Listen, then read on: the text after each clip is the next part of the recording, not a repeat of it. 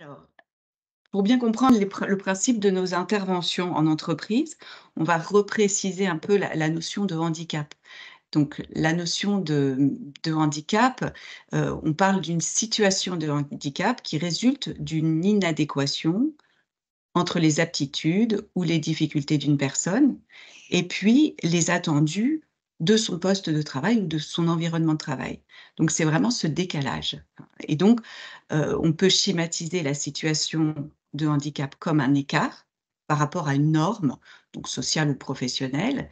Et nous, notre travail à RIM, à travers nos accompagnements, c'est d'aider à compenser cette inadéquation, combler cet écart. Donc le tutorat, lui, il vise vraiment, enfin le tutorat, on l'appelle tutorat ou coaching, hein, selon voilà, selon les situations, mais c'est un peu la même chose en fait.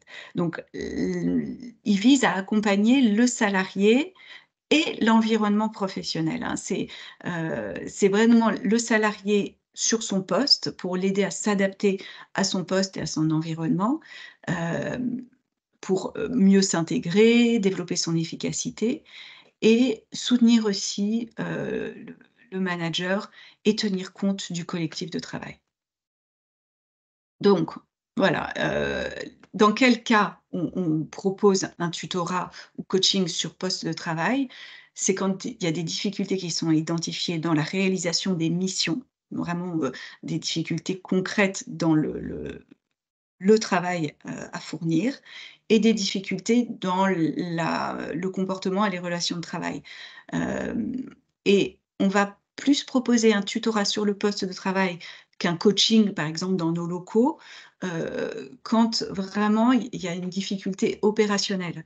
Et donc du coup, ça va être très différent d'accompagner la personne, d'être à ses côtés, face à son ordinateur, voir comment elle s'organise sur son poste, voir quelles sont ses interactions avec ses collègues, heu, comment elle communique par mail. Enfin, tout ça va être très, beaucoup plus incarné quand on sera sur le poste que dans un coaching qu'on va faire, à RIM où on va travailler sur des choses peut-être plus générales.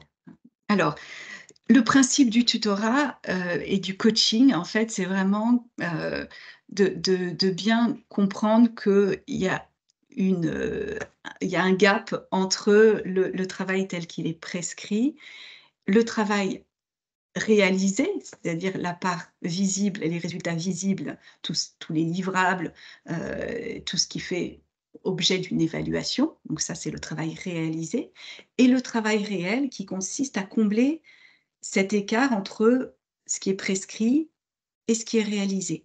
Et nous, enfin, on va vraiment essayer de déployer, de déplier, tout ce travail réel, hein. C'est toute l'activité que le salarié, déploie pour répondre à la prescription et c'est une partie qui est invisible. On appelle la face cachée du travail prescrit, qui prend en compte toutes les actions, toutes les stratégies, hein, pour réussir à faire ce qu'il a à faire et